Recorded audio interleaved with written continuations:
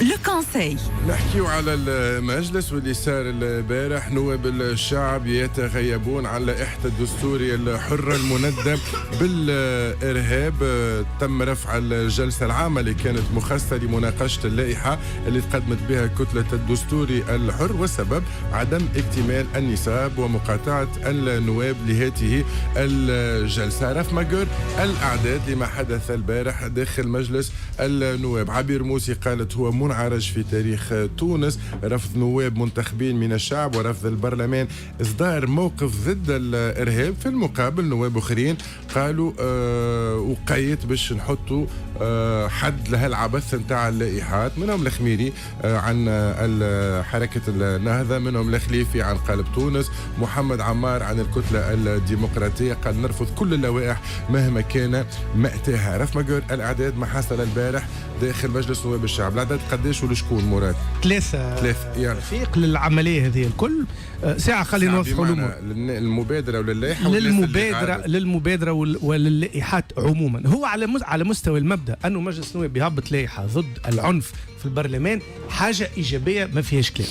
العمل ضد العنف في وسط البرلمان بعد اللي صار بالخصوص للنائب أنور بالشاهد نائب تيار ديمقراطي، لازم أنه تتخذ قرارات ضد الظاهرة هذه العنف خصوصا الجسدي، وقبله العنف اللفظي اللي تقريبا داخلين فيه الناس الكل. والعنف الجسدي هذا جاء داير من كتلة ائتلاف الكرامة. دونك كان على رئيس المجلس وأنه هو يتخذ قرارات. توا خلينا ندخلوا في الأمور السياسية. البارح حزب أو كتلة معينة، كتلة الدستوري الحر، حبت تسجل سياسيا موقف فيه نوع من الموقف المبدئي، لكن بالاخر هو الموقف السياسي، لانه هذاك الوقود الذي يشتعل به لهيب كتله الدستوري الحر ومعه مدام عبير موسي.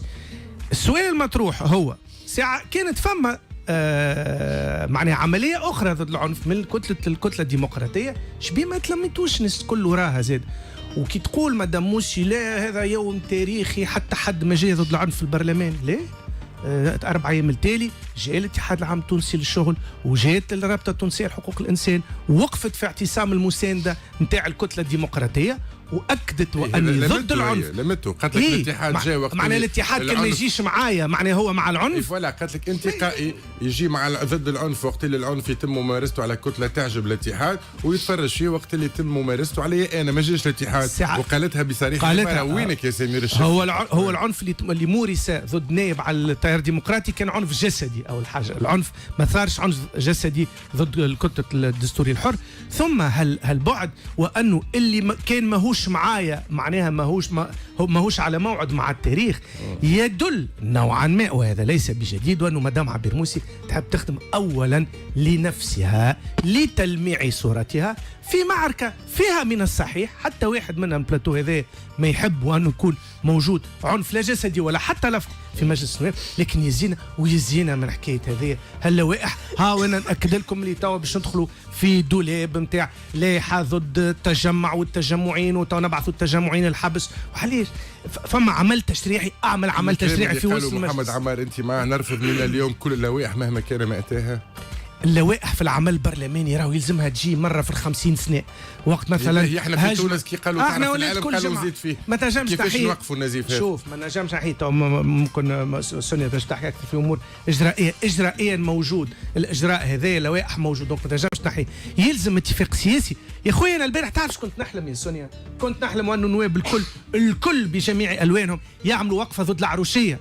البارح رفيق مات شاب ثاني من منطقة دوز الله يرحمه في عركة مخجلة، زوز ضحايا وينهم النواب. في هذا بعد شوي نمشيو للأخبار. سالم هلالي FM إكسبريس. FM إكسبريس. صباح النور. رئيس الحكومة مع فرانس 24 ناطقة بالفرنسية أنه اللي يقول هجرة غير نظامية يقول إرهاب، وتصريحه يثير جدل كبير. نقابة القضاة تعبر على استغرابها لعدم جدية الحكومة في التعامل مع مقترحاتهم الحل أزمة مرفق القضاء اللي يعيش إضراب من أكثر من شهر. اتحاد الشغل ينظم مع مكونات من المجتمع المدني تحركات قدام البرلمان نهار الجمعة للتعبير على رفضهم الخطاب الكراهية والتطرف. وزارة الصحة تعلن على تسجيل 41 وفاة و1403. مازلتوا مكملين معنا في الرفماق، ولكن يهمكم برشا الناس اللي تلوجوا على لوكس اليوم باش تسمعوا الكلام اللي باش نقولوا. كانك تلوج على لوكس وماذا بيك تسكن في بلاصه راقيه قريبه كل شيء متوفر فيها وتكون دارك مش رهان مزيانه وتعيش فيها اون سيكوريتي. عنوان واحد ريزيدونس ابراج حي الواحات عين زغوان تونس. ريزيدونس اللي توفر لكم شقق فاخره باحجام مختلفه اس بلس 2 اس بلس 3 واس بلس 4 ومعهم محلات تجاريه فيهم كل متطلبات الراحه السلامه والرفاهيه. ريزيدونس ابراج تلقى فيها 12 اسانسور في كل بلوك، كويزين اجونسي، ايكيبمون سانيتير لوكسيو، شوفاج سنترال، نلقاو زاده كليماتيزاسيون سنترال ملتي سبليت وما تنساوش ايزولاسيون اكوستيك تيرميك دوبل فيتراج. ريزيدونس سيكوريزي مجهزه بكاميرات المراقبه. وباش تزيدوا تعرفوا اكثر تفاصيل نستدعاكم تمشيوا على عين المكان ريزيدونس ابراج والا تطلبوا على 29 15 28 11 29 15 28 11. تنجموا تمشيوا تعملوا طلة كما قلت على إقامة أبراج حي الواحات عين زغوان تونس. تاخذوا أكثر تفاصيل غادي في المباشر. نعود بعد الفاصل.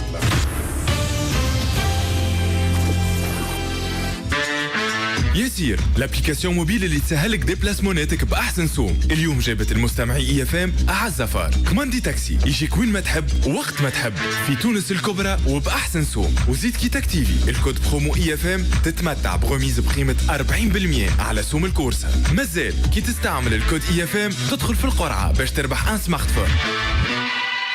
يسير رانا لهنا وباحسن سوم في تونس.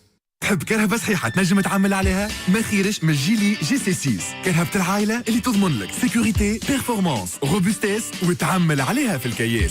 Vous l'avez demandé, Gilly l'a fait. La fête des prix reprend 39 800 dinars au lieu de 41 200 dinars. والمرة هذه ما تفلتوهاش. جيلي جي سي 6 وهرة remarquable فرصة incroyable. Pour plus d'infos يجيو بحذنا dans nos showrooms في بن عروس سوسة صفاقس ولا اتصلوا بنا على 70 131 ألف. توحشت عائلتي وتعنيقة صغاري ولليوم قاعدة نضحي على خاطرهم وعلى خاطر بلادي. كونوا ملتزمين وعاونونا نوقفوا فيروس كورونا. خلينا الكلنا مسؤولين، نقصوا قدر الإمكان أعداد الأشخاص في التجمعات، نخليوا على الأقل 100 روبيناتنا وما ننساوش نلبسوا الكمامة ونغسلوا يدينا بانتظام. يد واحدة نوقفوا الكورونا. راف ماج مع رفيق بوشناق على اي اف ام احلى راديو. 7:36 دقيقة. صباح الأنوار، نهاركم زين اللي التحقتوا بينا. تسمعوا في راف ماك الأربعاء 16 ديسمبر 2020. الحدث كالعادة يفرض روحه.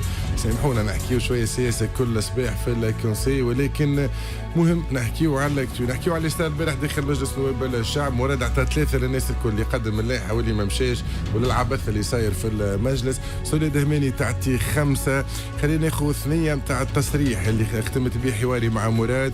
محمد بن عمار ولا محمد عمار النائب عن الكتلة رئيس الكتلة الجديدة اللي قال تقريبا بما معناه خلينا نوقفوا العبث نتاع اللائحات هذه. نحن نرفض اي لائحه مهما كان المتقدم بها شكون، دستوري حر، ائتلاف الكرامه، غيره. الكلنا ضد اللوائح من هنا فصاعدا. هذا صحيح ولا لا؟ ليه انا علاش عطيت 5 خاطر من حيث المبدا كونك تكون موجوده لائحه ضد العنف شكون باش يقول لا؟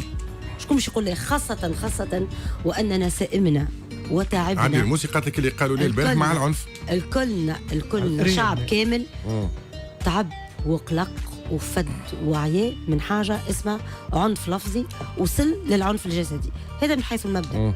لو كان جات النوايا صافيه، لو كانت جات النوايا حقيقيه حقيقه تريد إدانة العنف والا ما نعرفش انا التطبيع والا 500 لائحه يزيو احشموا احشموا يقفوا شكب عليك شكب عليك تحسها طرح بلوت، تحسها شكبه ها باش نسختك بلايحه ضد التجمعين، والاخرى هاني باش نعطيك انا اللايحه على وجهك ضد الارهاب. يعني احشموا على رواحكم يا ناس، رانا تعبنا، راي سيت اون سبيرال انفيرنال، حلقه مفرغه ندوروا فيها. نحب نلانسي من هذا المنبر اشتاج ما تخلصوهمش، تعبونا راهم الناس هذوما يخلصوا من المال العام وهما يلحدوا في بعضهم باللوائح والمشاريع القوانين اللي موجودين قاعدين هاكم يستناهم ملطخين مرنخين منفخين ما يتلفتوا لهمش. والخدمه الحقيقيه نتاع مشاكلنا الحقيقيه نتاع المبادرات التشريعيه اللي هو هذاك هو اختصاص مجلس نواب الشعب. دونك انت اليوم سونيا مع مقاطعه كل لائحه تقدم مهما كان مصدرها دستور يحل ائتلاف الكرامه نهضه كتله ديمقراطيه قلب تونس فيصل تبيني كل واحد يقدم لائحه ويقولوا له شكر الله سعيكم يزينا اجا نخدموا اجا اخدموا اثنيوا الركبه واخدموا راكم عملتوا العار والفضح. عبير موسي قالت هو البارح منعرج قالت اللي ما حضروش وراو التوانسه الكل انهم ما ينجموش يجيوا يدينوا الارهاب وكانت حكايه بلغه فيها برشا تصعيد ضد الكتله الديمقراطيه. عبير اليوم موقعها ضد النهضه وائتلاف الكرامه ذاك عارفينه من الاول ولكن اليوم حتى مع الكتله الديمقراطيه مش قاعده تختار في عباراتها فتحت النار على الكتله واتهمتها يعني بكل الاتهامات افكتيفمون هات نمشي. وراجل الغنوشي لازم يتحرك زاد راجل الغنوشي مش معقول واختم وانه من غدوه الاعتداء على النائب بالشاهد والدم يسيل ما يصيرش وقفه كاسحه يا سيدي انت الكبير هيا ما نقولوش سياسي انت الكبير كان ماكش قادر باش تسيطر على المجلس حان الاوان وانه حركه النهضه يا سيدي باش ما نمشيوش للبعيد حركه النهضه تلقى شخص ثاني اول مجلس يتم توافق على شخص ثاني. نمشيو للخبر الثاني والتصريح كنا سمعناه البارح مع نوفل الورتاني في اضحك معنا في على قناه سي ان ان زاد لمن يسهر فقط.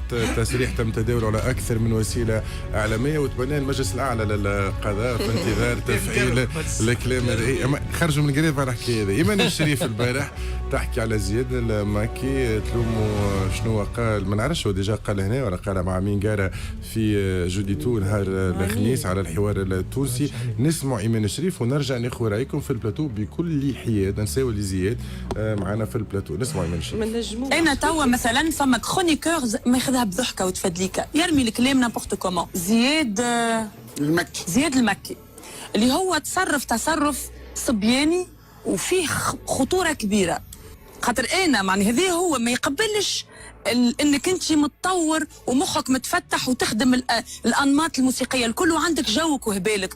في عود يقول هبله فنيه محلاها قال زعما في شنو تتعاطى انت اليوم. انا مقدمه بك قضيه انك انت تجرم فيا انا في تعاطي المخدرات يعني سي تري غراف وبعد يخسر عليك ولا نفدلك. اما فما ومانيير انك تعدي المعلومه. اليوم يتفرجوا فيك الناس. انا ولدي غدوه كي يشوف لا فيديو نتاع السيد راه شكون زياد بن مكي يقول فشنو تتعاطى وانت في شنو تتعاطى. زياد قد يمثل امام القضاء في قادم الساعات. الكلام اللي قالته ايمان شريف عنده الحق ولا العباره التفدليكه اللي قالها هو ولا يقصدها بعض نسمعوه هل من حقها تقول هذا نرتكز عليه باش نقدم به قضيه كلمه برنس اللي ياخذ راي الناس الكل في البلاتو 20 30 شريف انا نعطيها السر رغم انها صديقتي ونحبها برشا ونحبها اكثر من اللي تتصور. قال لك تتعاطى شنو فاش تتعاطى؟ انت تتعاطى فيش؟ انت تتعاطى في الفن اللي تتعاطى فيه ما يرقلوش. انت تحب تهزها لحاجه اخرى وبعدين تقول له تصرفات سبيانيه. كان سبياني يا حسره كان 3 سنين التالي تو تزلز فيها فاهم ولا وكلامه صحيح. وقت قال لك تتعاطى انا نعرف زياد وولدي زياد قال لك تتعاطى انت تتعاطينا في الفن ويقصد في الفن اللي تتعاطى فيه. هو ما يقصدش في الفن ما يعوش القضيه هو يقصد في حاجات اخرى. 5 سندريلا. انا عطيت 5. ايمان شريف تنجم تتغشش على زياد مكي تنجم تحسها تنجم تلوم عليه ما توصلش للقضايا. وبليس انا واحد الناس كنت قبل نتغش على زياد وناخو عليه ونحسها وبيت مريضه شبي قال لي هكا. من بعد كي تعرف زياد هذاك لو بروفيل نتاعو هكا كيفدلك ما فدلكش كي مع ايمان الشريف فدلك مع رئيس الحكومه مع رئيس الدوله ما خلى حد زياد ما حكاش معاه. قداش خذيت وقت باش فهمت بروفيل زياد اللي تخدم معه كل يوم باش بعد عامين 3 وليت ما عادش تغش منه. ايمان الشريف ماهيش تخدم معاه بعد البوفرد قابلوا مره في ربي هي مرأة متزوجه عندها صغار عندها عرض عندها سمعه عندها عائله ما نلعبوش في هذا في البلاتوات. راهي راهو عيب انه واحد ياخذ الميكرو مش تفدليكه. واحد لازم يتعلم ويعرف شي يخرج من فمه. العبد اللي يخرج في كلام هكاك على اليمين وعلى اليسار راهو يلزم كل واحد كلمه عندها معنى. اليوم المراه متزوجه وعندها بنيه وعندها عائله وعندها عائله معناتها وليد ولا بنيه عندها عائله تجم تتمس وهذاك علاش معناتها راهو عيب اللي ياخذ الميكرو لازم يعرف يتعامل معاه.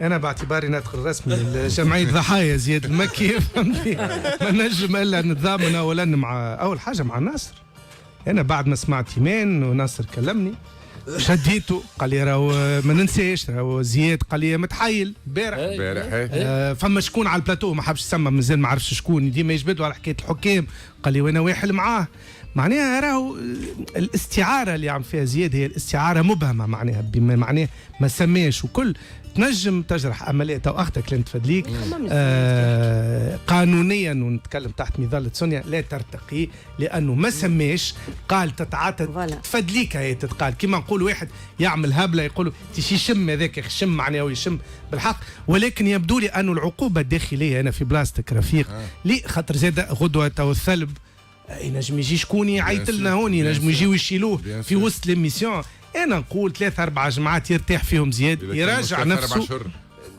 لا شهرية برا شهرية سونيا وانت معنا تحكي قانون قضيه كان هذه تاخذها ترفع فيها ولا خاسره القضيه بمعرفتك بالقضاء التونسي ان شاء الله باش ناخذها بالعاطفه باش ناخذها بالعاطفه ويكاسكي زاد يلزم بيان سور ما لابوبليش لا على خاطر لازم يتحمل مسؤوليته زياد المكي هكاك راني نبهت عليه اكثر من مره قلت زياد نقص من الكلام اللي يتناطر نقص من ساعات توجع عبد وانت حتى ما تقصدش ولا يعني المراه كوني تتحس انا نفهمها فهمت تتعاطى في بواسون انرجيزانت معناها معروفه كالجري والحمراء مثلا وين نعرف انا فهمت في اطار وين نعرف معناها دونك لهذا نطلب من زياد اولا انه يعتذر واذا كان ما يعتذرش من حق الشريف انها تقاضيه. ننتظر ماذا سيقول القضاء في القضيه هذه ان شاء الله يرجع ان شاء الله باش يرجع في قادم الايام. هم اليوم زادوا اكدوا انه الاضراب متواصل الى ان تتفاعل الحكومه جديا مع مطالب القضاة في انتظار يرجع القضاء. حب كان عندك بعد عام ونص باش يحكموا عليه بمليون 30 ثانيه في كلمه لا عليه راف 5 ثواني 5 ثواني يا راف محليك واليوم ما فهمتش معناتها معنى الخوك تطلبني في تليفون تقول لي كان تجرى لك حاجه الله لا يخليني ليك ولا يخليني لاي واحد في الرفماك الا اميمه والحاج نحبكم. قلت لك انا وانت مراد زاد انت فيك اما انت يا رفيق انا نستنى فيك في الضربه على باز تجيك ضربه من عند مخلوف ولا واحده وانا ولا كل لا انت ليه سونيا جيت انا والناصر انت والناصر اما باز تجيكم ضربه من عند مخلوف ولا نهضه ولا عبير كلنا عبير ساعه مع عبير تو باش ناخذك شوكه في حلق هكا سماتك في سفاقه ساعه وكل انا ما عادش كلنا مخلوف اي في الاصل ارجع لي للقضيه في 10 ثواني كما قالت سونيا كما قالت سونيا ضميرك انبك سمعت البارح تحكي باسم ولدها وزوجها وعائلتها وتحكي انا المشكله وين نكمل قالت لك مسني في عرضي خلى عائلتي تتقلق راجلي يتقلق هل تعتذر ولا لا؟ اسمعني اعطيني عنوان تعتذر لا ما نعطيكش عنوان ما نحبش العناوين هذيا وتبدا انت باش تعمل بارتاج والبوز اللي فدتونا منها ثقافه الاعلاميين معناتها جديده معناتها نجيب الخطاب تصوروا كان يخدم تصوروا كان يخدم انا امبارح والبارح ريتها ايمان شريف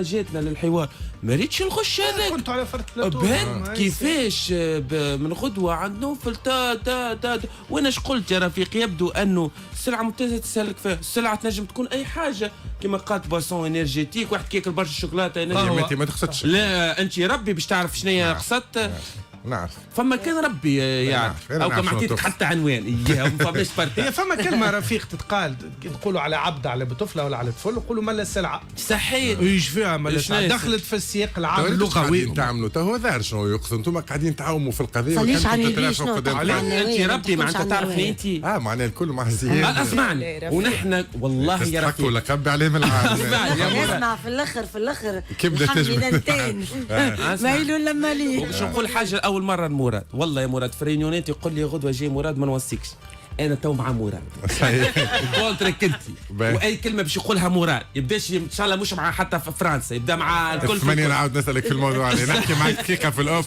وبعد نحكي اخبار الطرقات ما عادش عندي وقت نمشي تو سويت للانفو ترافيك مع صديقتنا اميره ونرجعوا لكم بعد شويه للبلاتو. ايناس اميره